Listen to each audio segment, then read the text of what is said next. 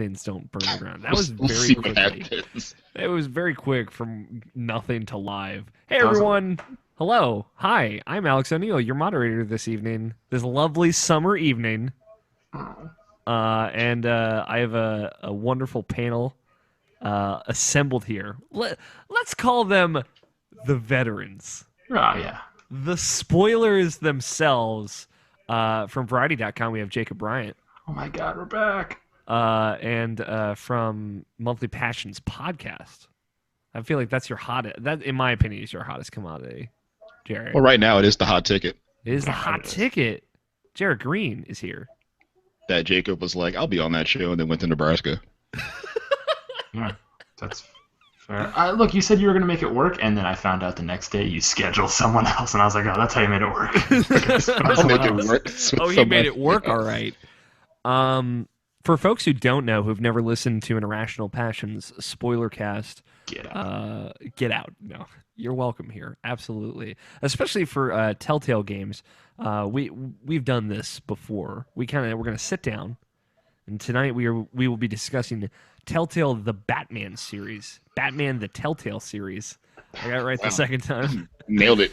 Telltale the Batman series. And we've done this for The Walking Dead Season 2, The Wolf Among Us, Jacob and I, obviously our storied history with Life is Strange. Yes, just almost erotic history with Life is Strange. So, I mean, I can't guarantee all of us will be on this journey through all 5 episodes of the Batman series, but I've got a good feeling about it.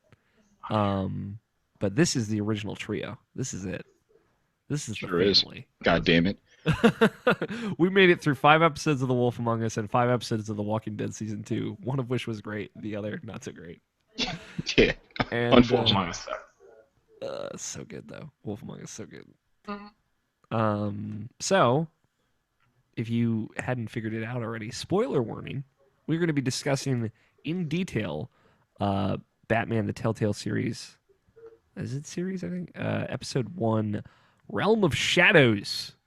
So this is your last warning for folks tuning in, watching live. Feel free to tweet at Irrational Pod, and you'll be able to, if you have any comments, maybe we'll go through them at the end. But let's just get right into it. Jacob, Jarrett, what is the best Batman? Like, Best. that's a broad question. That's a very broad question. What, in your opinion, is the best Batman? For me, it is Batman the Animated Series. To give you context of the kind of answer I'm looking for. I would agree with that. Like the Kevin Conroy voice, the stories. Mm-hmm. That's like the Batman I think of when I think Batman. When I read the Batman comics every month, it's the Conroy voice. Yep. It always feels a little different, obviously, but that's my Batman too. Yeah. Okay. Jarrett, do you have a specific Batman? Batman. I'd probably say, I mean, animated series is a good one. Mm-hmm. But whenever I want to think of Batman, I'm thinking like the Long Halloween or like Year One. Okay. Especially in Year One, where Batman was trying to figure out whether he was going to be like the dark, like crusher of nuts, or like the hero that people need, but he was still kind of like juggling it, wasn't so sure how to feel about it. Yeah, Year One is really good. That's a good answer.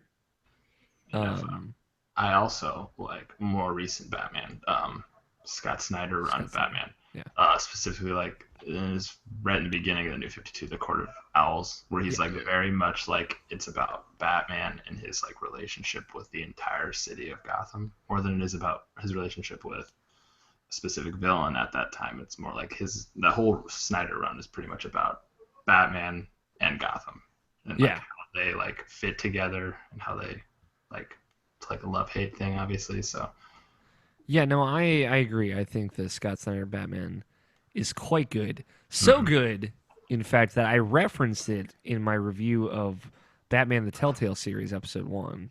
Plug. Because, which you can read at irrationalpassions.com. Because I feel that this version of Batman definitely takes after, or at least the themes of the story here are or reminiscent of kind of like the early sections of the Court of Owls arc that I had read in Scott Snyder's Batman. Yeah, it's kind of like that was an apt description because it really does parallel that whole like who was the Wayne family really like question when, and it's funny it took us so long to get to that question because I mean that run started at what 2011, 2012 or something like that, and really no one had investigated the Wayne family like not just as a concept but as people up until that point. And the fact that this story kind of right away gets into that is, I thought, was the biggest surprise of the episode, of this first episode. Yeah, and a really good choice, I think. Yeah. To kind of kick off the conversation. Wait, can I kick it off with the most important question? Oh, absolutely. What colors did you guys pick for your user interface? And why? I went purple because purple's fucking awesome. Oh, man. That's the wrong answer. Wow. Jared? I mean, I picked purple as well. Oh my God! Why? So clearly you're wrong. You have the wrong answer. I picked yellow. Okay. I hovered over blue first. Oh, that's right. Your yellow thing.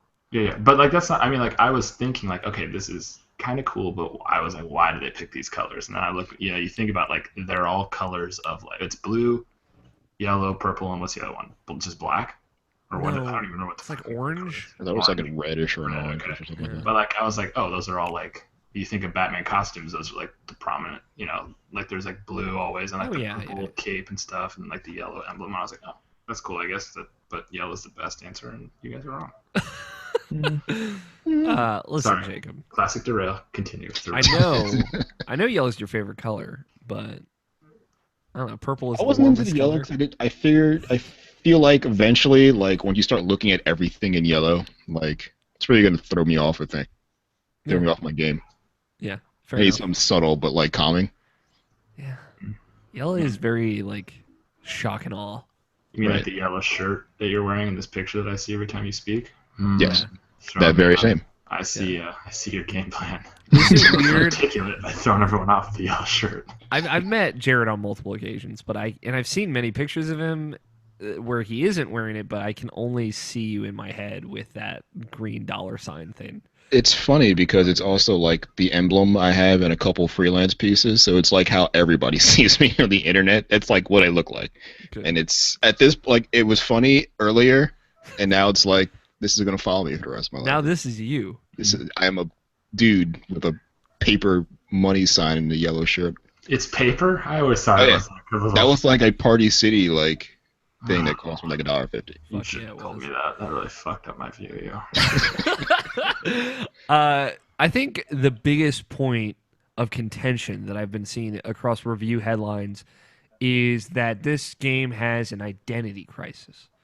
I've not read any other reviews. I've seen that headline frequently used to describe Batman, the Telltale series. How do you guys feel about the more in-depth focus on Bruce Wayne as opposed to Batman in this first episode, at the very least?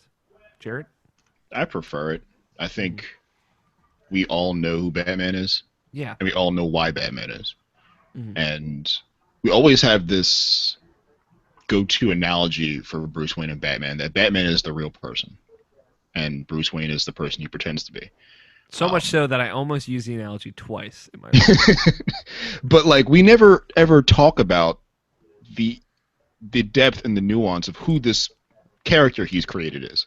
Like everybody knows everything they can ever think of and all the nooks and crannies about what Batman is, but not everybody really investigates or really knows on the top of their head what they can't describe Bruce Wayne, because everybody knows he's just a farce. No one ever asks like what that means.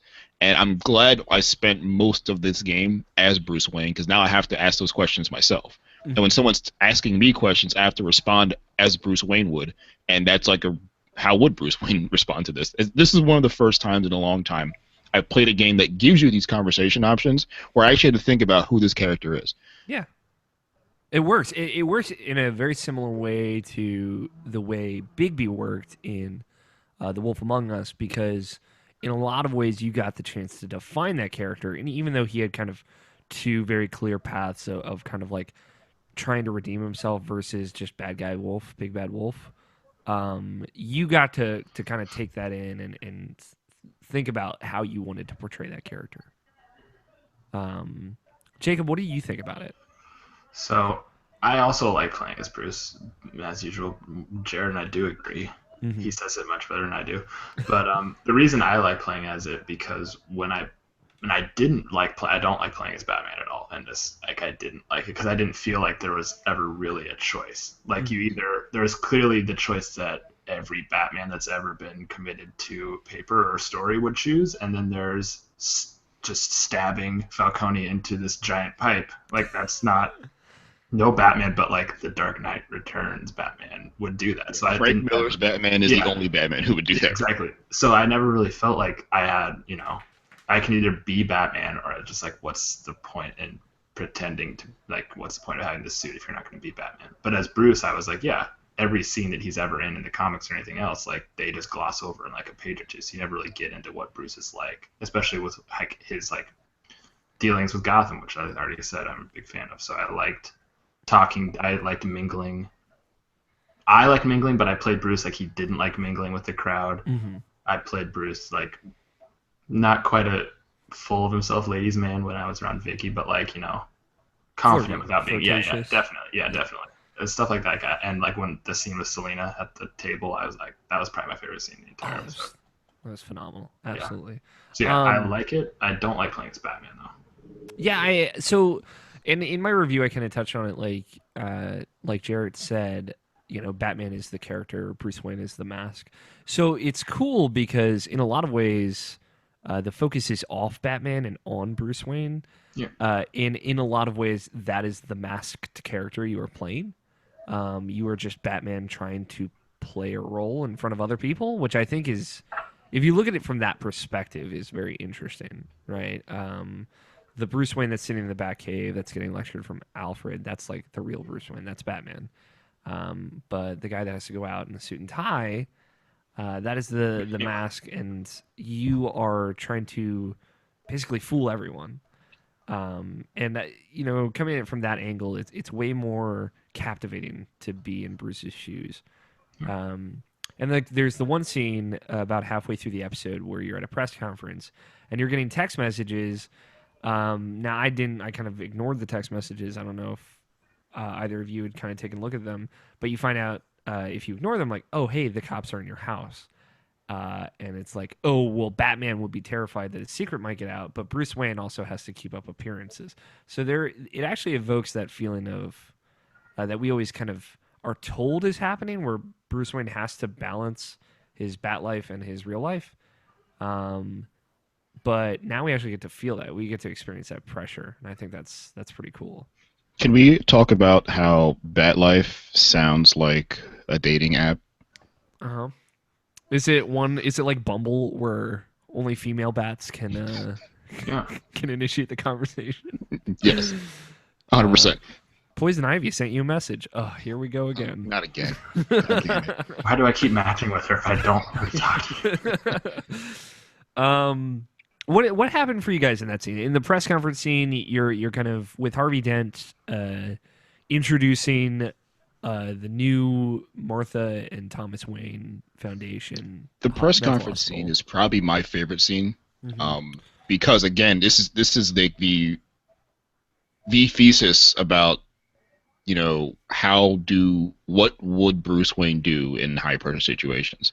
We all know what Batman would do. Batman's inevitability, but how does Bruce Wayne handle these? Yeah. You never see Bruce Wayne in like high pressure situations, or he is so cool and calm that he almost has no personality or no need to be, worried or put up against a wall. He kind of just walks away and he's like, I'm elusive and have a lot of money, and then the reporters just treat him that way.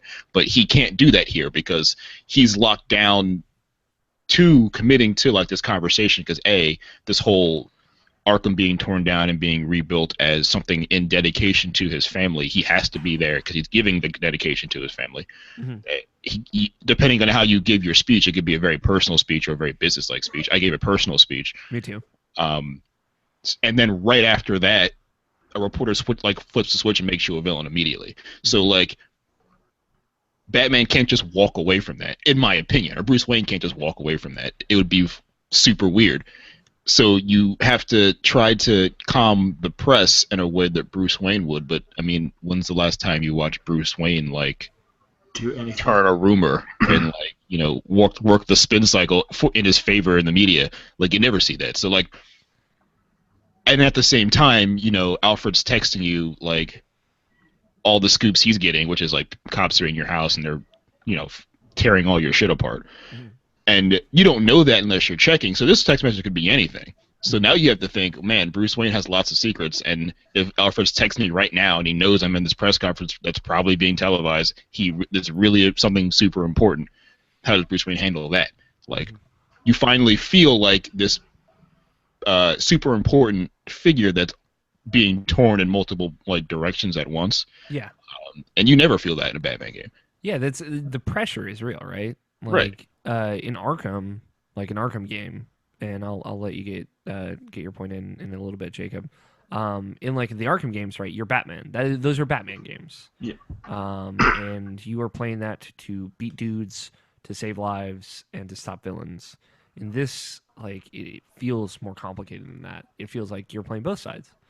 And it's difficult to do that. And I think honestly, and I was skeptical going into this, but Telltale's approach of like, this is a narrative experience, so let's approach it where the narrative is the priority. Like, I think it actually works here. And it can be hit or miss for sure.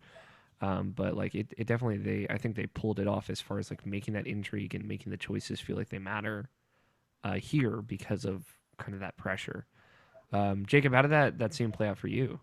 I mean, I checked all my texts, and you still don't find out until around the same time. I'm guessing that you're just like, hey, all that stuff. So all that played the same, but I also gave the personal speech. And the reason I liked it was because, like, when you're Batman, you never really think, oh, Batman's caught off guard. Like, he's always prepared for every situation. But this is like the first time in a long time for me that I was like, oh, Bruce Wayne is 100% caught off guard, and he's in front of all these people. Yeah. And now you have to deal with it, and that's the kind of stuff that I'm hoping to keep doing more, like off his guard Bruce.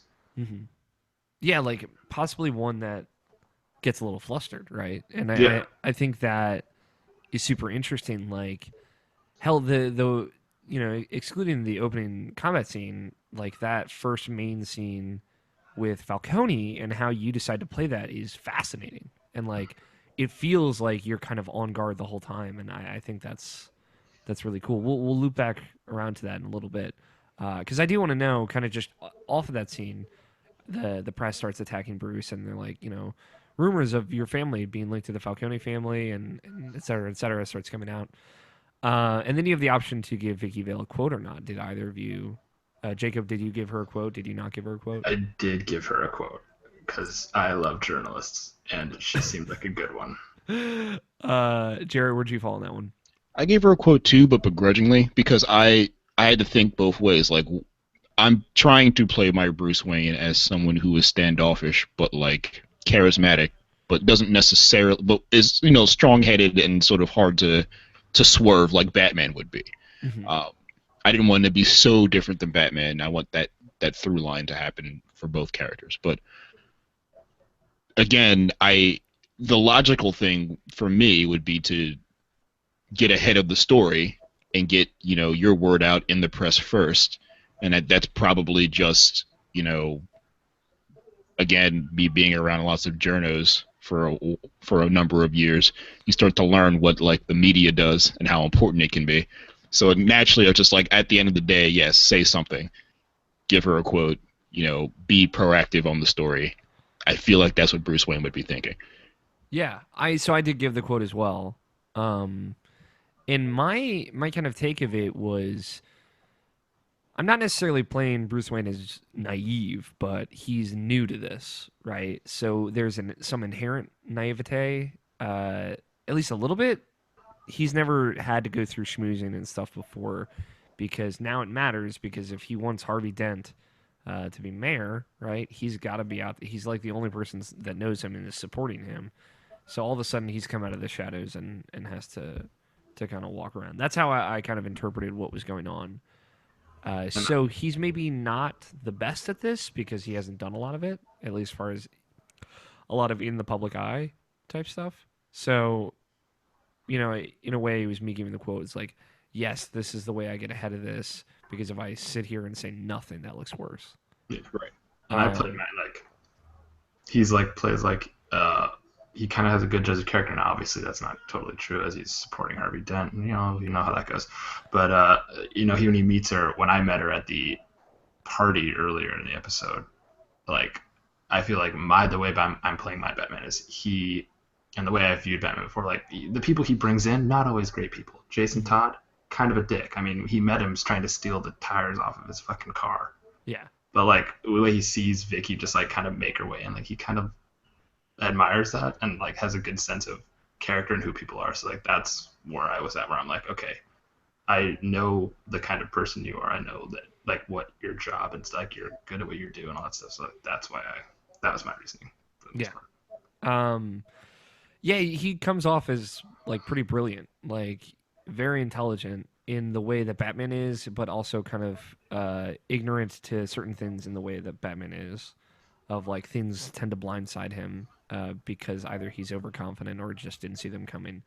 But like overall, Bruce Wayne is characterized as someone who is intelligent, which is refreshing considering recent portrayals of Bruce Wayne, which have just been exceedingly frustrating in a lot of cases.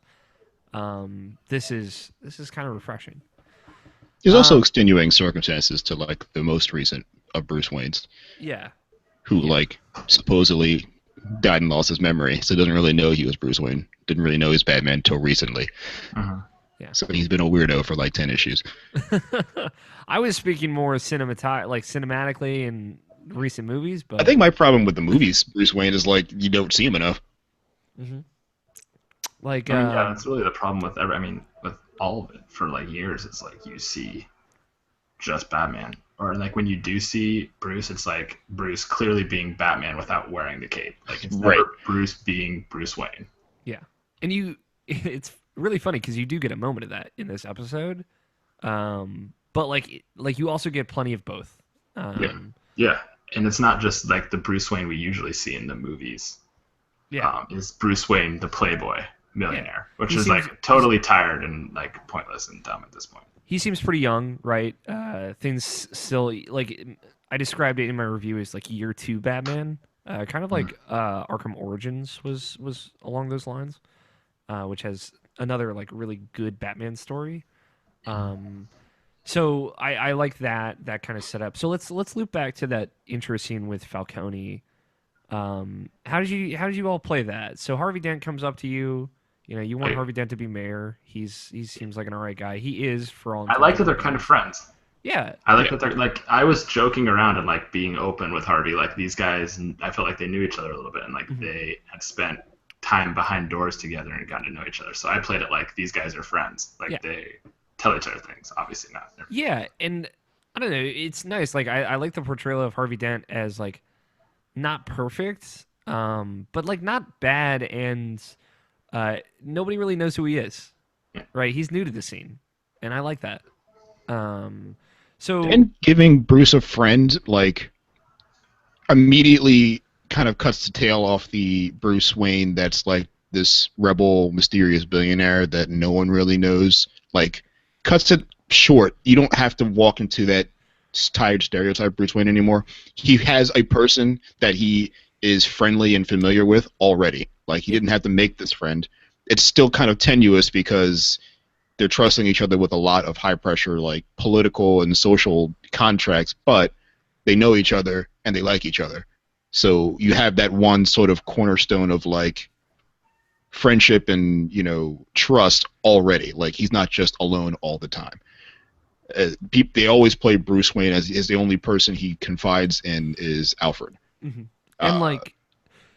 That extends past like Dent, like to Gordon and Vale, and also Cobblepot, which we'll definitely get there. And I like that because they're setting it up to give you reason, like you kind of see the through line of this of how this ends and why Batman becomes Batman in a lot of ways, like that more mature Batman who is so isolated. right? Because like you see all these characters, we know what happens to them, right? We know Cobblepot is the Penguin and Dent becomes Two-Face, but like Bruce doesn't. And so as a young Bruce Wayne, it makes sense to try and connect and confide in these people. And I don't know, I like that. The way they did it was good. Like it was well portrayed. So it's cool to kind of see that set up and not have it feel cheap or arbitrary. Um, so this opening scene comes. Dent unintentionally or intentionally invited Falcone, who is there to see Bruce Wayne. Right? He doesn't give a shit about Harvey Dent, but he's there at Bruce Wayne's house. This known mobster. How did you guys play this situation, Jacob? I shook his hand because I felt like that was what that was what the Bruce Wayne at the time would do. Like he's like obviously the rest of the time behind closed doors, I was completely different than that. But I saw all those people and I saw Harvey specifically, and I just explained how like I was friends and I'd spent the whole time talking to those old people about how this is for Harvey, this is for Harvey, this isn't for me, this isn't for me. So like when I got to that point, I was like, well, fuck. I shake his hand, and bad idea. It turns out. Who would have guessed? How does that newspaper headline look? Because I did not shake his hand. Doesn't look great. It doesn't look great. It's amazing because I shook his hand too. Okay, cool. At least now we've got the difference. It's so good because one, I forget the voice actor's name, but they got the guy who plays Sully to play. Yeah, when I finally figured it out, I was like, oh, Nate. Nate, no. To play Falcone. Perfect casting. Literally couldn't imagine anyone else as good with Falcone. Except like the guy in Batman Begins is really good as Falcone. This guy who plays Sully, he's so good. I did not shake his hand. And it's funny, he holds out his hand. You just look down at it and look back up at him, and then you look around and you just give him this smug look, and I'm like, fuck yeah. But yeah, like the Bruce Wayne was not ready to tarnish the Wayne family name by start shaking hands with mobsters. I didn't play it like super mean. He was definitely not happy with me by the end, and I told him that he had to leave by the end. But I just refused to shake his hand. I'm like, I'll hear you out, but I'm like doing this for Harvey, not for you. But yeah, that's a fun interaction, man. Yeah, that whole scene in the actual room. Did you invite Harvey in? I did. Yeah, I did too. Yeah, I'm like, I just don't want to be alone with this guy, so I might kill him. Yeah, no one knows what's going down here. Yeah. Did you chalk his pool cue? Oh, fuck no. Okay, so I didn't do that either. Did you leave it or did you throw it back to him? I threw it back at him. That dude. That's when like it turned. Like I was gonna shake his hand, just let him say what he was gonna say. Like, fucking chalk my cue, and I'm like, fuck you, like, bruh. Get the fuck out. Yeah, this is my house. Yeah, I didn't. I just really like that. Like when Alfred comes in at the end, it's like, excuse me. Yeah, I like that scene, but like it seems so inevitable. Like how many people were like, "Yes, I will chalk your cue." Like who was ever going to do that? It's like Carmine Falcone. Like Carmine Falcone is one of my favorite Batman villains because he's like truly and utterly like a villain. Oh like, yeah. There's nothing redeeming about Carmine Falcone. Yeah. And there are very few villains like that of any merit in the Batman universe. Mm-hmm. Like most of these villains are layered and have problems that have gotten to this point through some terrible means. And there are lots of Falcones who are better villains, are more layered villains than Carmine, but he's just an asshole. Oh yeah. Like it's just, he's like the old guard pretty much. Yeah. Like he kind of came into power after the Waynes died. And he's the last one around from that era, and he owns everything. So it's like, yeah, fuck this dude. Like he's the worst. He's like the perfect point, like the transition between like Batman starting and then like when you get to the Batman, like the big, like the A-list, yeah, the legacy, that take over later. Like Carmine Falcone is like there for like Batman to practice on, basically. Yeah, exactly. Learn how to take down before like obviously like Cobblepot becomes like the big mobster, but he is like fucked up in a lot more serious ways than Falcone is. Yeah, and I love that, and I wrote that in the review again. Like my favorite Batman stories, like Year One and like the animated series and stuff. Animated series less so, but there's a transitionary period, right? It feels gradual, and especially Year One, where it's like, Batman arrives because there's corruption and mobsters and like traditional villainy that happens, and Batman kind of snuffs that out so quickly, and from that he creates this new legacy of villains. Right. And he becomes like the causality to all of this evil that exists. And so like hitting that like year, like again that year 2 mark where it's the Falcone's on his way out, but something's coming, and they start alluding to that in this episode, and it's like that's some of the best Batman stuff. It's a great like. I always like to use the analogy for Batman, or I use the analogy for No Country for Old Men as year one, like Batman year one, because there's a point where Tommy Lee Jones realizes that like there's a new era of like crazy fucked up things coming through like this country that may have come from like urban cities but are now coming through his sort of mainland or middle America lifestyle that was something he understood that he just doesn't understand and will never understand. Yeah. Like Falcone was the last like understandable sort of bad guy. People knew why he was doing it, for money. Yeah. And he would do whatever he wanted for more money. After he leaves, what comes in and replaces him is so much worse and so much harder to understand because they're not doing it for these weird mortal reasons. They're doing it for way bigger reasons. Yeah. And they're doing it way more extravagantly. Oh yeah. Do you think that Tommy Lee Jones's Two-Face character had the same thought? Yes, when he was looking at Drew Barrymore living in his house that was like literally 2 different colors. Yeah. Down the middle. Two-Face. Yo, dog, Tommy Lee Jones Two-Face is so good. I watched that movie like 2 weeks ago. That movie is like way worse. Oh, yeah, it's like so bad, man. Oh, like you think it's bad? Watch it again. Oh man.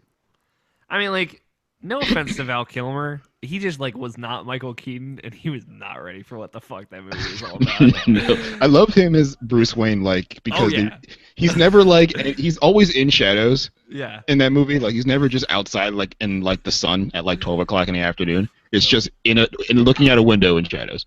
See, he would have been a way better year 1 Batman than Michael. Probably. Like Michael Keaton should have been like. Michael Keaton like came in at 60 years old. Yeah. Michael Keaton's 140 right now. Yeah, Michael Keaton was like the Dark Knight Returns, and he didn't even know it. Yeah. Right. Honestly, if you watch Batman '89 now, you're like, that is way more Dark Knight. He fully Returns. kills a bunch of people. Oh yeah, like, he straight up murders folks. Yeah. Especially in Returns. Yeah. Oh yeah. Oh yeah, Returns kills a bunch of people in that movie. You're like, okay. So many. Anyway, back on track. So the opening scene. I'm kind of jumping around here, but I'm having a good time. Actually, so we'll cover all of Batman's scenes all at once. I think might be a better idea. Kind of the 2 other main scenes were the ones with Oz and with Selina that I definitely want to cover. Man, I don't know about you two, but the Penguin like won me over. I know, I love him. I love the way he looks. I love the way he acts. It's because it's like so different, but so similar, right? Like he's Cockney, he's cocky, he's kind of an asshole, but kind of charming. But he's got a trench coat. He's normally proportioned. Yeah. They gave him sort of the Tommy Elliott role, where they were friends at a young age, and then something happened to them, like at a young age, and they separated. They went on different paths. Exactly, like this is Hush meets Penguin in like maybe the best way. Yeah, because that established relationship between Bruce and Cobblepot makes it way more interesting. I mean, that Tommy Elliott is a really good villain that kind of like tapers off into okay, he's just crazy at the end. Whereas I feel like Penguin is a little bit more not necessarily crazy, just like narcissistic and stupid. Or like ready, like he's convinced. He's a true believer. Like he's ready for the revolution. Yeah, and he's got like a little bit of that anarchy vibe in him too. Just the way he's talking. I would be 100% shocked if one of the major decisions down the line is, as you know, if you didn't know, Harvey Dent also gonna be a villain at some point, probably in this series. Probably that's episode 5. I would be surprised if you don't have to at some point choose between siding with Harvey Dent's version of Gotham and Oz's version of Gotham, with like, because he's like, you better get on board, or he like mentions like not choosing my side, like watch your back. I'd be fully surprised if you don't have to choose between the 2 only friends really outside of Alfred that Bruce has. And you can kind of extend that out to either Jim or Vicky by the end of it, which I really liked. And we'll get to that decision probably towards the end. But yeah, he was charming, he was different, but he was still Penguin. It reminded me a little bit of Gotham's portrayal of the Penguin, which I mean, Gotham does very little correct, but at least Iron Man. It's not great, but it's alright. It tried to do something, or continues to try and do something interesting and different with the Penguin. Didn't do it for me. This does it for me more, I think, because like there's more like young man charm there. So I don't know. It just like, man, it blew me away. I was like, man, this is such an awesome interpretation of this character. That, and right now, as Oz stands, you can almost, I mean, you don't know a whole lot about what has happened to him to get to this point, but we do know that, A, he has fallen from grace and through circumstances that may not have been in his control. Mm-hmm. So he could be bitter about those. Mm-hmm. And he is probably going to be part of something bigger that's not going to be great. Yeah.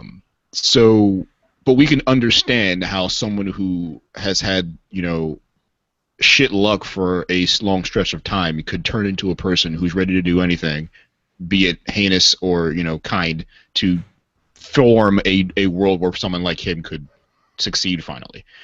You understand how a person can turn into, something extreme based on, a long, hard history of trials. And that's a good that's a easier parallel to reach than, your standard Penguin, who's like a dude who is deformed but still loves money and being greedy. Yep. Yeah. But also has loves suits, loves like aquatic life and umbrellas with guns in them. Yeah.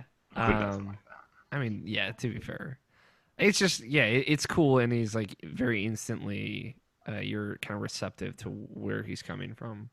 Especially like that, again, that Batman and Bruce Wayne skin moment where you're fighting with Oz and in like the Cobblepot Park, and it's like dilapidated and garbage, is really cool. And it's like a cool moment. It reminds me a lot of that the first moment in Arkham City where you fight Penguin as Bruce Wayne. Yeah. And there's definitely plenty of parallels between this and the Arkham series.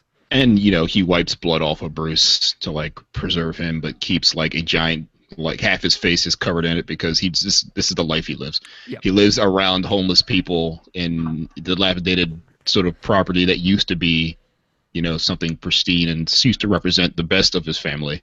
But now he lives covered in blood in, the fucking corners of the Gotham's worst places. Yeah. And he's accepted that. He's okay with it. He's not worried about the blood on his face. Yeah. He's kind of into it, if anything. Yeah. The revolution is coming. I don't know. It's just you get such a brief amount of time with him, and it's really compelling stuff. So let's talk about Batman. And to kind of circle around to what you guys were talking about earlier, Jacob, you had mentioned specifically like this maiming Falcone at the end or kind of tying him up. And I don't know, like, how do you both feel about the possibility of being able to play as either like a Frank Miller Batman or as like a Bruce Timm Batman? Like, you get the choice. You can go super brutal or not. I mean, like, I can accept, like, I respect the Miller Batman, like the dark, edgy Batman, but the reason I do is because he was old and like at the end of his rope, and like, time and all this times he tried to save Gotham and it just rises back up and just gets fucked up again and again. Like, that's why he became so violent. Like, doing it, like, as you said, in like what feels like a year 2 Batman seems disingenuous to what Batman is really, even though you technically can play as him. However, obviously this can be your version of Batman in your own universe. Obviously, like stuff like Cobblepot, like, he's so different. Like, this is wildly different Batman than anything else, but it still feels like disingenuous to the character to play him that violently this early in his career as Batman. Mm-hmm. Jarrett? I think I'm glad they opened sort of the door for you to carve out what this Batman is, because clearly he's been at it for long enough for people to be torn about his role in Gotham. Mm-hmm. You see the headlines that condemn him as infamous, and police shoot him on sight pretty much at this point. But like Gordon knows who he is, and there's other people who mention Batman in passing, and they have multiple different opinions about him. But I don't think it's necessarily too disingenuous to be a Batman that is that's stepping over lines early in his career, because he at this point hasn't really proclaimed the lines. He hasn't drawn these lines yet. Yeah, you're setting the precedent. We're assuming he drew the lines because our Batman, the Batman we know for, in the real world for 75 years, has drawn the line every single time. Every time a new version of Batman starts, be it in a movie or a comic book, that line is drawn almost immediately. They always mention that Batman doesn't kill people, or he mentions that he's not going to kill people. He always gets that moral choice early, so that you know that this is the Batman that doesn't do that. And in contrast, the Batman vs Superman Batman, he very early on just beats the shit out of people, like brands them. Like we know that Batman is very well, like ready and willing to cross the line. Yeah. This is not his first time crossing it, I would say. Right. He's been crossing it for a while at the point we get to him when we finally interact with him for the early moments in that movie. Mm-hmm. And you almost have a sense that he never used to do this but does this now. They don't really give you a sense either way of how Batman treats people in the Telltale series yet. So you're kind of carving that. Yeah. You could be a Batman who is reckless and just kind of doing whatever he thinks needs to be done. And it would be fruitful if later episodes it forces you to like come to terms with it. Like really makes you ask and answer that question. Yeah. I think that's going to come into place, kind of like the Bigby thing, and you can be a dick for 4 episodes when it comes down to the 5th episode if you were an asshole for the last 4 episodes. So no one's going to be big doors are closing. Yeah. I hope they do that sooner. Like I hope when Batman, like as the episodes progress, they give you more and more opportunities to evaluate the line. They kind of do in this episode, but I found that you're gonna get the same sort of scolding from Alfred either way, no matter what you do to that dude in the warehouse. Yeah, I'm sure. But hopefully they make you confront it and make you reinforce your particular position more and more times. So you have to, once you start breaking people's necks and throwing them on rebar, like multiple times an episode, like you have to now come to terms with the fact that you're an asshole. You're being asshole Batman. Yeah. Wait, did either of you do that? Did you? No. On the Falcone? No. I was like, he breaks his neck and then throws him there? No, he beats him up and throws him onto rebar, because I know someone who did. And I was like, that's funny. See, it cuts to his like brutalize or arrest. I'm like, what the fuck do you want me to do? Exactly. But like that scene specifically, like the other one in the warehouse was fine. I may or may not have given that guy a few extra licks before I tied him up. But I didn't break his arm. I didn't hit him with the pipe, but I punched him. Oh, I threw him against the wall a few times. So I didn't do that stuff, but like I can see where you're coming from. Where like he hasn't set all his boundaries, but that scene with Falcone at the end really didn't. It felt like the same kind of like the pool cue scene. Mm-hmm. Like there's a news helicopter right there. The cops are right behind you. What benefit does Batman have at this point to do this? Like it's not going to be good for anyone. Yeah, I definitely think that scene was poorly positioned. Like if it had been before the helicopter and the police were there, it would have left it open, because then maybe you could have gotten information out of Falcone or something. Yeah, because that works better for the warehouse. Like you do that, you could break his arm, and then you have the opportunity. You can talk to Gordon, and you're like, oh, oops, that guy's arm's broken. That was me. Yeah, and it's cool when you don't know the scene with Gordon is coming up, right? Yeah. Because I didn't brutalize that guy. I beat him a little bit, gave him a few bruises, but I didn't break his ribs or anything. So I was like, yeah, I'm going to talk to Gordon, because I want this Batman to really hit that relationship with Gordon. And I think to kind of go off my perspective on it, I like that they do give you the choice. Kind of what you're saying, Jarrett, like you are setting, because we're in like year 2 Batman, and we assume like we assume the year 1 story, right, where he was real brutal, because he had to like get in the game, and he had to make sure people don't fuck with him. So you're kind of now you're drawing the line, right? So you could draw it a real hard edge, or you could draw one that is kind of more just but still terrifying. And I always tend to emulate the animated series and kind of or like the Arkham series and where you would go from there. Um, but I do understand the idea of like, hey, I'm gonna be real fucked up right out of the gate. I'm gonna start breaking fools' legs and arms and everything, uh, and seeing where that takes you. And I'm sure like it goes the other way, right? You're a brutal Batman. By the end, people are terrified of you. Everyone, including Gordon. Whereas like if you're too soft, villains might push you further and put people's lives in danger because they know you're not going to cross that line. So it works both ways, and it's really interesting. I think it works for a year two story, but I agree that like the Falcone scene is like, well, am I really gonna just like who would really do this? Like super like impale this guy in front of a news helicopter? But I don't know. What did you guys think of kind of playing it? I know Jacob, you said you didn't like playing as Batman. Do you want to elaborate on that? I didn't like playing as like the choices. I guess I did like the detective at Batman. Yeah, like, you get working stuff out and doing that because like a lot of it's pretty obvious, but like I like that aspect of Batman more than I like the terrifying like, oh my god, Batman he doesn't kill people, but he just kicked that guy so hard in the face that he's never going to function again without help. That man has permanent Bell's palsy. His face doesn't work anymore. Exactly. Like that Batman's fine. He's badass, but like I like Detective Batman. Yeah. It's like my favorite Batman. So like I like the scenes where like you're walking around the warehouse and you're piecing things together, and it's pretty obvious. But I like the way they do it, where you can like link things and like you figure it out as you go. Yeah, they're setting up like this is like a tutorial, right? It's very easy. Right, yeah. There's 6 things, and there's 3 groups of 2. Yeah, like you'll figure it out. But in later scenes, and especially like with that combat scene where you're like going through like, all right, here's how I'm going to take down these 4 guys one by one by one. That was really cool. And it was like, oh, okay, so like there's only real one way to take down each of these guys right now. But in like later episodes, there might be multiple ways that makes it a little bit more interesting. Yeah. And yeah, like I like the detective scene very much like straight out of like Arkham Origins. That feel of like reconstructing the scene, figuring out what happened, down to like the holograms and everything.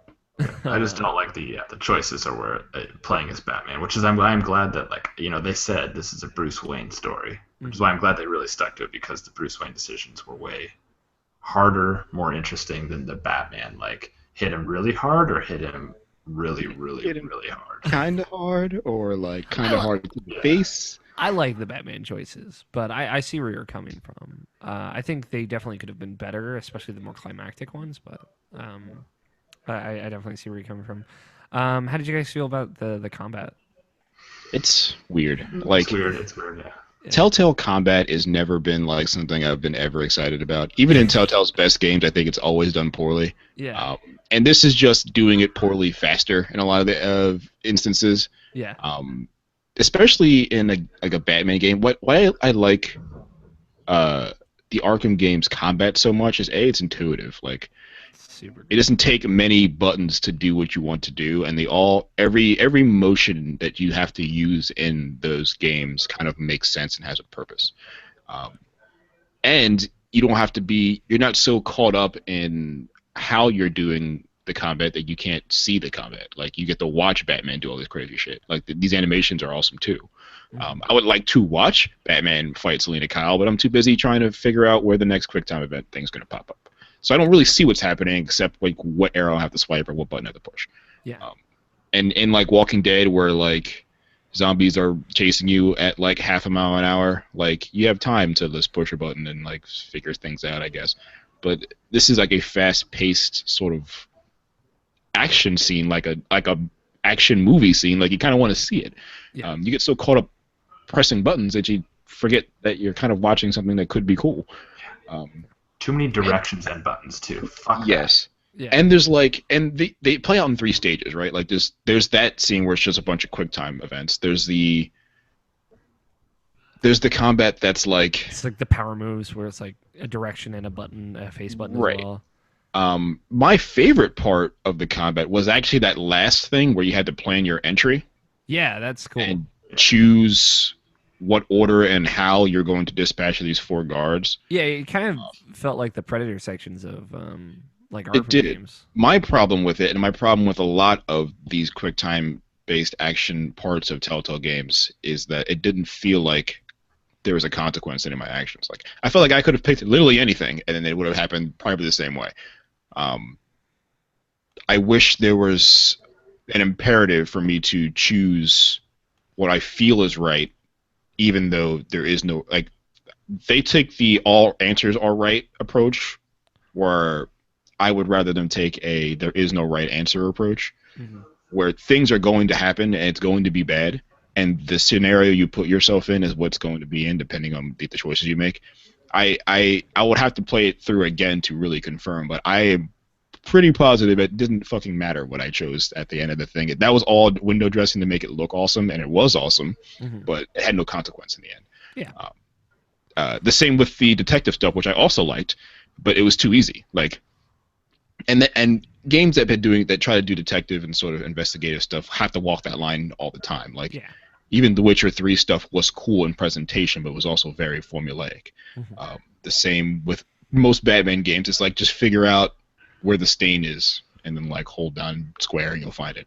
On the other like spectrum, you'll find something like LA Noire, where you have to use your. It's almost too obscure, and you could go into, you know, a final stage of figuring out a murder without having any evidence and just being wrong. And I like that sort of gameplay sort of angle where you have to figure it out, and they're not going to tell you, and the amount of effort you put into figuring it out has, you know, an incremental effect on you actually doing so in the end. Where in this one, it's like, so long as you found all the clues, you can figure out how to link them eventually. Take as much time as you need. I feel like there has to be a closer middle ground to those two extremes, and I feel like this is the perfect system to do that in.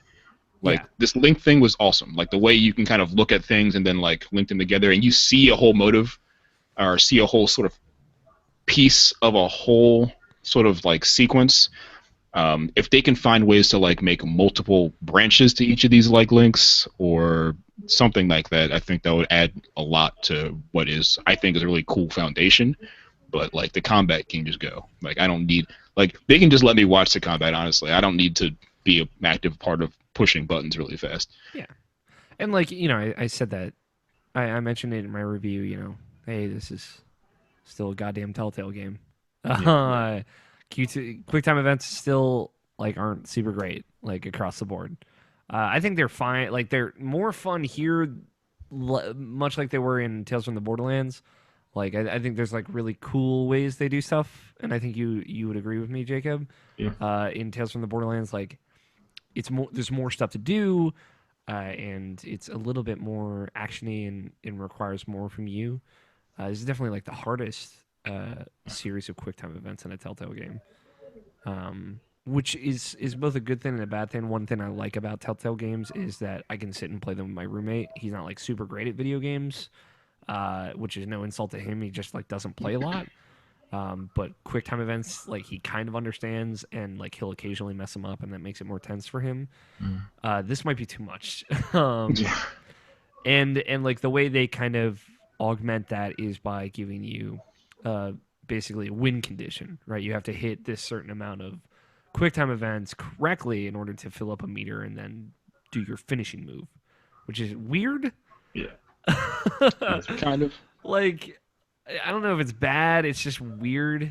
I would have preferred like if you miss like 3, then you lose. Like, kind of how Telltale games kind of flirt with. Like, they give the good impression that there's like a certain amount of misses you can have before you fail, where it's really like you only miss in certain positions and you'll fail. And this is like adding that sort of gamey incentive to like do well, but rewarding you for pushing all the buttons you have to push anyway by saying, hey, you got a sweet move at the end for pushing all these buttons you should have pushed. This dude real hard. Right. Like, I would rather than be like, you didn't push all these things, so you suck, and then like you fail. Batman gets kicked off, it's over. Like, it sort of, it incentivizes you to be perfect or to be as perfect as possible instead of just to like make it. Yeah, I don't know. Like, it's all very good groundwork at the very least. Like, you know, quick time events, take it or leave it, right? I think we all don't like them, but like I still had fun playing the combat scenes, just like for the spectacle and it, so some of like the directional stuff and hitting the face button felt good. It like, which is saying something at least. Like most quick time events in general just don't feel good. These like felt like I was hitting something, which is good. Um, but like I liked how Batman felt and looked in combat. He's much stealthier. He's much more elusive. Like, especially that intro scene. The fight with Catwoman was awesome, I thought. Especially like when he just fucking punched her. I was like, God damn, they're fighting. They fighting. And then like I like the line that kind of came after that toward the end. Or toward the middle of the scene. And I don't know, like we all kind of enjoyed the detective stuff in that final combat scene. Good groundwork again. Like I think they can definitely build off of it. I feel like if Telltale like went the Asura's Wrath like direction, where Asura's Wrath is like an action game until you get into like a quick time event that's like 10 minutes long. Like, but there's still like an incentive and imperative on being in the right position to do stuff. Yeah. Even though the stuff kind of happens automatically, like it still adds another layer of like interactivity. I think is missing in a game like this when you're playing Batman. Like Batman isn't a passive experience. I know they're trying to make it more active with quick time events, but I think there needs to be more. Yeah. For sure. I don't know. Like there was only 2 Batman scenes in this game also, like not counting the detective scene. So I think like in the future there will be a lot more Batman. Which is not a bad thing. I think it's a good thing that this episode leans so heavily on Bruce Wayne. Because in a lot of ways that is the vigilante, or at least that's the man in the mask. I do want to bring up, especially since you mentioned it was your favorite scene, Jacob, that the scene between Bruce and Selina, which is super good. Big ups, like I mean, it goes without saying, Troy Baker and Laura Bailey, always on top of their game. Right. It's cool to hear Troy Baker in the Batman like role, in the Bruce Wayne role. He doesn't necessarily sound like Troy Baker, but he still does. Yeah. He's doing that Troy Baker thing. But I always enjoy Laura Bailey in every video game, always. For sure. But yeah, like you brought it up, Jacob. That it's a very good scene because like Dent gets this call, walks away, and like you both see, and you're like you both know. Yeah. And it's like a little tip of the hat. Not a tip of the fedora, milady, but a tip of the hat. None of that bullshit. And again, that line, I don't know if you guys heard it, of like he says, "I'm sorry about your black eye," and she's like, "I've been hit by men before," and he's like, "Well, I'm sorry to hear that." It's like I don't know, I really like that line. Yeah. I mean, I'm a sucker for like Catwoman and Batman scenes. Because, like, even when they're both in costume, like, Catwoman seems like the one person who makes him, like, less of the bat and more of, like, the person. Mm-hmm. Like a human Batman in a lot of ways. Yeah, exactly. It's like seeing them, like, he very obviously slides into Batman in that scene, just like as Bruce Wayne. But, I mean, it's just, the whole scene is so good. Like, they're both so calm. Neither of them, like, are angry with the other person at all.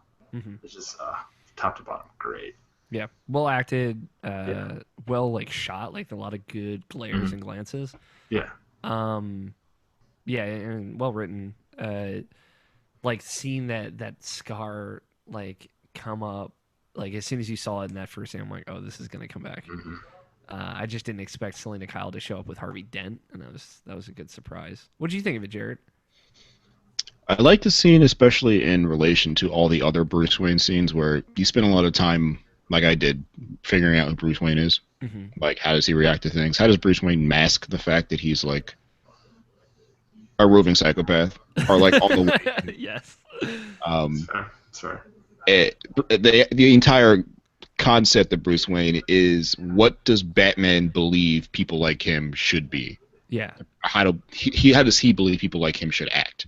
and he's still trying to figure this out. And you spend every other moment as Bruce Wayne figuring it out. And then you find Selina Kyle, who immediately knows who you are. Absolutely. Like, knows you're Batman, and you know she's Selina Kyle, because you see what you did to each other the night before. So when Harvey Dent finally leaves, and they're alone at the table, there's that long silence where they're kind of just looking at each other. Like, what are we about to say? Like, you have to sit and think now, I spent all this time pretending to be Bruce Wayne. Do I continue pretending in the face of a person who knows I'm not? Do I think I could pull the wool over our eyes or something? Or do I completely eschew that? And it's like, well, since let's get that out of the way. I'm really glad I don't have to be Bruce Wayne in front of you right now, because I was punched you in the face like 24 hours ago. Yeah. And I immediately did that. Like, there was no hesitation. It was not pretending to be Bruce Wayne. We already knew we already knew what the deal was. Yeah, she kind of breaks the ice by saying it's good to see you out of your suit, and I said, you as well. Like, there's no, I don't know what you're talking about here. Like, right. And even when Harvey Dent was still there, like, I was picking all the options that were like, yes, we absolutely know who the other is. Yeah. And I don't know, I like that. It's like, and the thing is, I think, the scene reads as like Bruce Wayne kind of likes that too, because like there's no pretense anymore. Like, right. he doesn't have to put up the face when Dent walks away. He's actually more comfortable then. Right. And he can now be like the Bruce. He doesn't have to worry about being Harvey Dent's Bruce Wayne. Yeah. He can be Bruce Wayne's Bruce Wayne, which is just Batman. Yeah. In a suit. And again, like, all of these things are the best things about Batman stories. Yeah. Right. And somehow Telltale does really manage to emulate a lot of those kind of feels in just this one episode, which, like, really, again, it's a really solid foundation for what is looking to be a very interesting story. And it was just a great moment of juxtaposition. Yeah. Especially when because by the end of that conversation, you end up helping Selina, one way or the other. Because you both, without really outwardly saying it, come to the understanding that you both do what you do for reasons. They might not be so immediately, like, understandable or so immediately digestible, because you assume she steals because she just likes stealing, but you find out immediately she stole that thing for someone else. And since they didn't get it, they're probably going to be really upset, and some bad things are going to happen to her. So maybe she does this because out of desperation, and now that whole Batman wants to save the innocent thing happens, where he clearly is Batman for lots of reasons. I chose not to tell her those reasons. Yep. Like I just said, it's Batman because I can be. Yeah.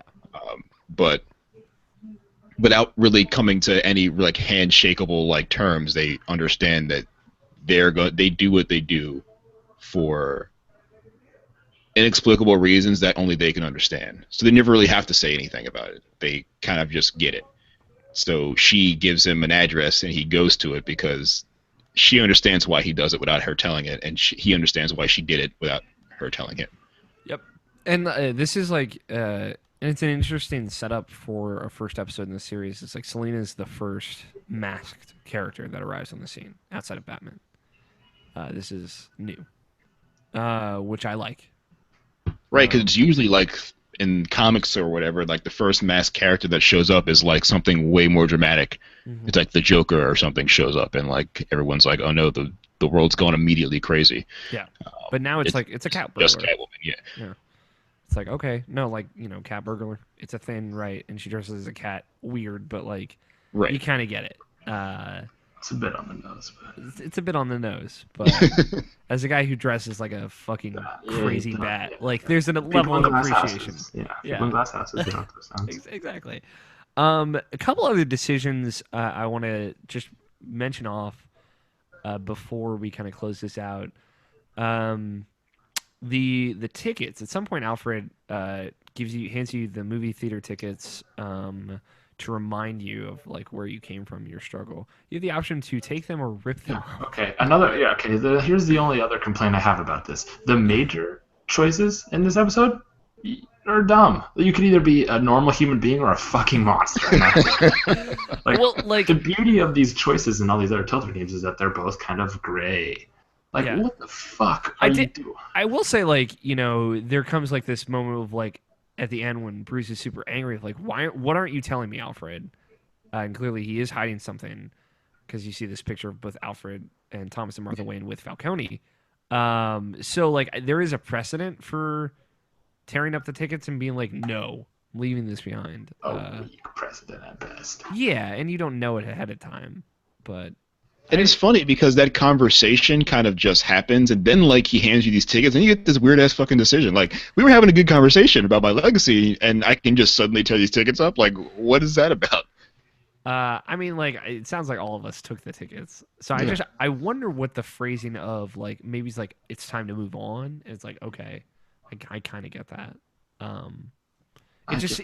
What a weird way to move on. Yeah, it was shatter the memory of your dead parents. It was just like poorly set up, I think, for the most part. I mean, to play devil's advocate, I guess a little bit, or to at least to speak in its defense, I think that Batman has a lot in common to lots of sort of sociopathic sort of, even like serial killers. He likes to keep things. He likes mementos. Yeah, he set all of his fucking clocks by the time his parents died. Right. That's a fucking really? Is that a thing that happened? Yeah. He's got a lot of problems, and he likes to hold on to things, and they have these physical manifestations in such weird places. Like, it's like I laughed when you hear like Ben Affleck like freak out when Superman says Martha because it's like fucking stupid and like ridiculous. But don't even get me fucking started on that. That is like a Batman move. Like. Yeah. That's a quintessential Batman thing, to freak the fuck out for no reason. And like he holds on to these mementos, and they define him eventually. And like this is a moment right now, early in Batman's career, to stop doing this, to stop sort of fetishizing these things from his past. I doubt that was going to be some design imperative that's going to keep showing up in Telltale games and have this very huge arc, but. Yo, but what if it does? Right. Is this our Luke story? Is this like the Dark Horse Luke story? Yeah, but this time you'll know how it feels to be on the other side. You'll know how to be on the side alone. No, exactly. I won't, because by episode 2, if Batman turns out to be like a rapist, I'll be like, yes, he's a rapist. I'm not gonna defend him to his unfortunate death in some cold lake. It's like, should have known when we saw you had short ears, he was gonna be that kind of Batman, huh? I love Luke. I'll leave it at that. Rest in peace. Okay, that's a fair devil's advocate answer. I'm trying to think of any of the other major decisions outside the final one. There was the giving the Falcone stuff to either. Yeah, Gordon that's the final decision. Is that the last one? I thought I guess like killing Falcone or brutalizing, excuse me. Yeah, brutalizing him or arresting him. But like I feel like the major decision of the episode was siding with Vale or siding with Jim. Yes. So what did you guys pick? I mean, I picked Gordon again because I'm cultivating that animated series Batman. But I'm curious. Vicky. Okay. Oh, nice. I went with Gordon as well. For the same reason I picked Vicky, to give Vicky a quote, because, well, that and, like, Falcone is clearly has tendrils everywhere, like, as far as his corruption is concerned. And in any Batman story, anyone with experience with Batman as a character and as Gotham as a city knows that the police force is usually the first line of defense for being corrupt. And even at with Gordon's most, like, I don't know, dedicated effort, he will run into issues that involve too much red tape, whereas Vicky Vale could take all this information and plaster it all in the news by tonight. That doesn't mean that she'll be safe, necessarily. Gordon is way safer from repercussion than Vicky Vale might be. That was my thought process. I think she has more access to get to hurt Falcone where it matters as fast as possible, which is like the public perception. Yeah. Yeah, it seemed like there was kind of no wrong answer there for sure. For me it was like Jim and like, cultivating that relationship and also not putting Vicky Vale in danger. Good choice though. It's like I'm really curious to see where that goes. I like Vicky Vale being kind of like a more major character. She hasn't like gotten the chance to stand out in any like recent big Batman stories, like maybe in the comics or whatever. But I haven't like she's in Batman v Superman. She's in the Arkham games, but like she's so off to the side that it doesn't matter. God, she's in Batman vs Superman. Yeah. Yeah, she's like random like news lady. She's in the DC scene, I think. Yeah. Anyway. A fucking clown car. Yeah, like outside of the That's the State House, I think. Yeah. Yeah. I hope to see more of her. So I'm trying to think. I will say so, like, because we're probably gonna wrap up soon here, and we'll kind of give some general closing thoughts. One thing I noticed, I don't know if either of you had this thought process, but at some point it is alluded to that there's a sniper, and you have to find it. And I'm like, oh, is it gonna be Deadshot? No, it's just some guy. It's just some fucking dude. I like that it is not just Deadshot. Deadshot doesn't like just show up. It's like also this world class sniper is here. It's like, no, we're like really gonna take this slow, and we're not gonna just start throwing shit at the wall. So here's a question. For a second I thought that the chemical that made that cop go crazy was like Venom? Fear toxin. Oh, fear toxin. Oh, okay. Like Scarecrow stuff. And I just don't want, like, I'm fine with Cobblepot because he's essentially just a souped up crime lord. Yeah, he's like a Falcone of the future. He's him or Black Mask. Those are characters that make sense this early on. I don't want any like crazy Batman villains to show up in these 5 episodes, and I know it's gonna happen. Well, I mean, obviously Two-Face is, I think, gonna be right. The but like even Two-Face is still just like he's more like crazy than like have a weird gimmick. Yeah.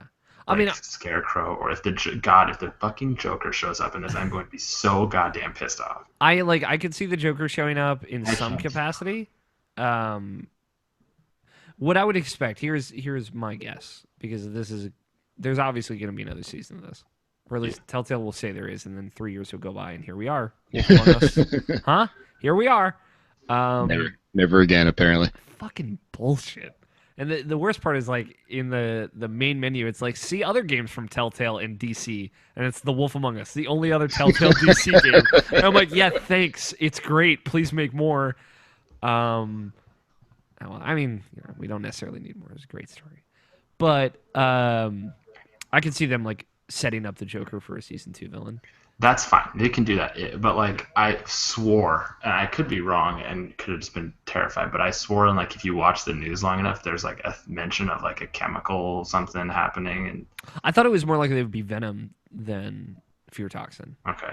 I just thought in the news, I thought they were, like, alluding to maybe, like, someone fell into the chemical vat.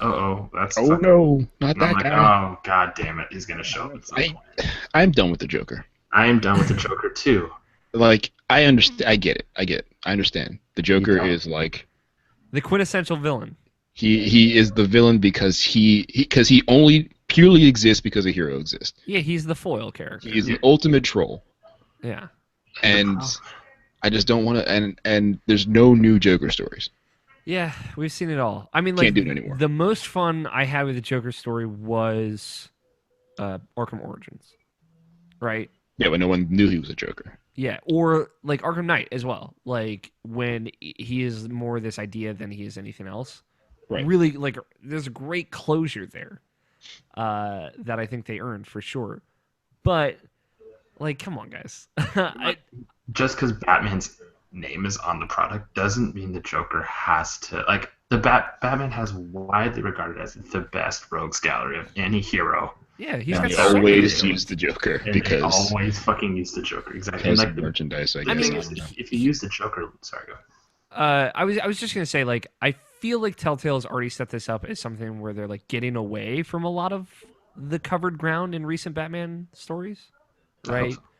It feels like that, like with leaning on Bruce Wayne, with kind of like doing more of the year 2 stuff, like Origins did, without like going full crazy, and also like really leaning hard on grounded villains. Like Falcone is the guy; he's the villain of this first episode, and like there's something larger at play, right? Like obviously, we learned that someone was setting Falcone up.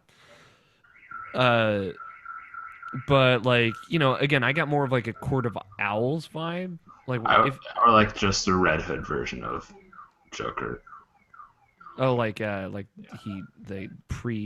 vat of chemicals. Yeah. I mean, which I would be more okay with, because like a lot of people don't even know that probably is a Joker. Yeah. I don't know. Like I could see the Riddler showing up and that being all right. But like that being kind of as out there as it would go. But there's like also lots of ways to make Batman villains who are kind of out there more mundane. Mm-hmm. And there's also plenty of more mundane Batman villains like Black Mask or something like that. Yeah, dudes who are kind of just in it for crime shit, but just happen to be like the next level of crime, like criminal. Black Mask feels like a great pick for this because that's what what's his name? Sionis. Sionis, yeah. Like Roman Sionis, right? That so like he's like basically the number 2 family in versus Falcone, right? Right. So like that would make a lot of sense here if Falcone goes down, Sionis starts taking power. Obviously Penguin, and like again the way they set up Oswald Cobblepot is like super cool. So right. There's room for him to be relatable and like make sense in a not Jerry Shoemaker like Batman situation, but there's no way. Yeah, you can't make the Joker mundane. Yeah, and you can't have the Joker. You can't have the Joker hang out. Like no scene with the Joker Bruce Wayne would make really any sense. Yeah, the most mundane he's been is the Dark Knight movie, and that's still like he's still pretty out there. Also, right. I will say that these guys said they wanted to be grounded. And Arrow was going to be grounded. In the second season, they had people with super strength. And in the fourth season, he fought a magician. So. Right. So, like, fuck all that. He fought a wizard. He fought a wizard. Sorry. So. They were like, nobody likes the third season, so fuck it. Fucking wizards, I guess. Better than the fourth season, but it wasn't. It doesn't matter because season 2 is a high point that's never going to be beat. Yeah, it's true. Yeah, I don't know. I think this culminates episode 5. Two-Face, actual supervillain, right? Yeah, I feel like that makes sense. Or like, had that like 25th hour change like that happened in The Dark Knight, where Two-Face, where Harvey Dent is Two-Face for 10 minutes maybe, of like actual screen time. Yeah, depending on how well they set up Dent, like that could really work here. Yeah. I don't know. Like again, they're setting up something cool. So overall thoughts? I mean, I liked it quite a bit. As far as like a story, like I really loved it, honestly.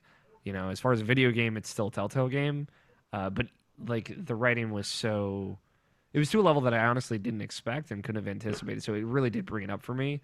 They're leaning into all of the things about Batman that I love, as opposed to the things that frequently frustrate me.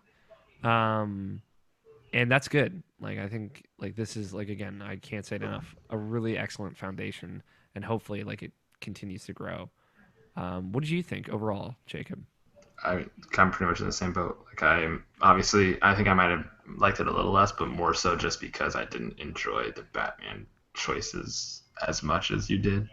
But I mean, I love playing as Bruce. The story, I agree, the story is awesome. I love the focus on the Wayne family. Like aside of him just being sad about not having as much family as he wants. And I'm excited. Hopefully I get to see more like politician type Bruce Wayne. Like I really like those scenes, and I liked seeing him work with Harvey as a friend, and I want to see that develop and then crash. So I always liked like I said, the most surprising part of this first episode for me was the direction it went as far as Bruce Wayne's story is concerned. Like it wasn't anything I expected it would be. Like, if it's going to be a Bruce Wayne-focused story, I assumed something's going to happen to Wayne Enterprises, and now he has to figure out, like, money stuff. Things to make him appear like the businessman he's supposed to be, and then, like, get him caught up in, like, vigilante stuff at the other side. But this actually is a very, very cool way to investigate what the Wayne name means to Gotham. Because it's always been a very big sort of monolithic theme in Gotham, and it's never. I think everyone speaks of it with lots of reverence, and no one ever talks about what how it got there and what it actually means. Mm-hmm. And seeing Bruce navigate his feelings as a Bruce and as like the real person he's trying to be is always going to be more appealing to me, I think, than playing as Batman. Not that Batman isn't awesome, but I always approach it the same way I've always approached, ironically, Daredevil, where Matt Murdock's most interesting when he's in the courtroom. Yeah. Like, when all that falls apart and he has to go put a costume on and beat the dudes he couldn't arrest or couldn't get incarcerated, that's a whole different story. But when he has to use the law that we are supposed to respect in a respectable way, and he has to figure that out, having to reconcile with the fact that he also travels, through the streets at night beating dudes up, breaking the law. Like, that was always very interesting to me. And having to watch Bruce Wayne pretend to be a guy that knows what's going on in the world when he really isn't. He's such a single-minded, like, super focused dude on, revenge or like weird, lofty ideas about like what's wrong and right. It's good to see him fall into like crazy, just almost like TMZ style like issues, because that's like what happens to a person who is famous and has a family with lots of history. That could like the longer your family history goes, the chances of it being fucked up at some point, it's probably high. Yeah. And I'm glad Bruce Wayne has to figure that out. And there's no way he can punch his way through it. Like, he has to be Bruce Wayne figuring it out. There's no Batman to come in and save him from, any bullshit his family might have gotten into when he was a child or before that. That's what I'm excited to do. Navigate that, because you can't punch your way through it. There's no Batman solution. There's only a Bruce Wayne solution. Yeah. The Batman parts are fine. I think they need work. They could get better. They're the same things I love about Telltale games exist here, and the things I hate about Telltale games also still exist here. That being said, the engine's better. Yeah, the engine, it looks good. It looks really good. I don't just miss like whole scenes because like frames just disappear. A whole lot of fucked up shit happened when I played. I played on PS4. Okay. So did I. Yeah. I had maybe I had some audio issues, like some audio skips here and there, but like no audio skips. It was all visual stuff. Like, really, I had no visual issues. I had like one where it like froze frame for like 2 full seconds before cutting to the title card, and I'm like, oh god damn it, Telltale. Oh, it's back. But yeah, I mean, it definitely did inhibit my experience a little bit, because like there are moments like in the Batman scenes where I'm like, this could be really cool if it didn't just like freeze frame just multiple fuck this times. up for me. I want it to be more different than other Telltale games. I hoped it would be, and I don't think it's different enough for me to be like super wowed. But like, I was so taken by the story being told that I'm in. Yeah, like, props, because I was super skeptical going into this. Props to Telltale for playing to their strengths. This is way more Bruce Wayne scenes than Batman scenes, and that's what it should be, right? This should be detective work, narrative work, and Bruce Wayne trying to figure shit out, not like you punching dudes. And like, that's what it is, and that's a good thing. So more of that, and try and grow and elaborate on the things you've got. So, but yeah, I like going off of what you said. I like that the premise is Batman is just trying to help out Harvey Dent or Bruce Wayne is trying to help Harvey Dent because Batman can't make Harvey Dent the mayor. Right. Batman he can't just punch the mayor out of like the office and just put him there. Yeah. Even though he very much like to, clearly. Right. But like, this is a problem that needs to be solved in the light of day. While also maybe punching some dudes. Well, yeah, but people give Batman almost too much credit for being able to solve all his problems as Batman, and that's because all his problems eventually like narrow down to how hard did you have to punch him, or where did you have to punch him, or what did you have to punch him with.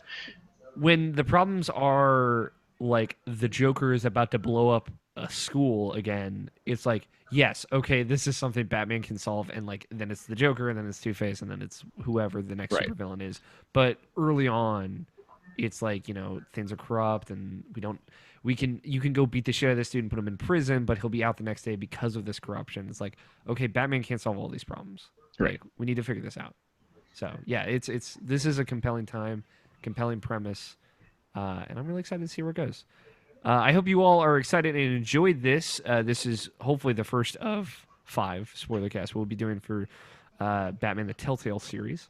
And if you enjoyed it, hey, hit that subscribe button here on YouTube, and the more will come as the episodes come out. Obviously, this episode went live, yesterday? So, or 2 days ago now, because it's past midnight here on the East Coast. But, yeah, we'll try and keep it, within the first week of the episodes coming out in future. And obviously, we all really enjoyed this. If you have thoughts, feel free to leave them in the comments below, or you can tweet at each of us or all of us. I am at Alfighter27. Jacob's at JacobB41. And Jarrett is at Jarrett John. All one word. That's it. That's all I got. Thank you to you so much for joining me. I love you both. I love you too, Jacob. For Jacob Bryant and Jarrett Green, I've been Alex O'Neill. Have a good night, everyone.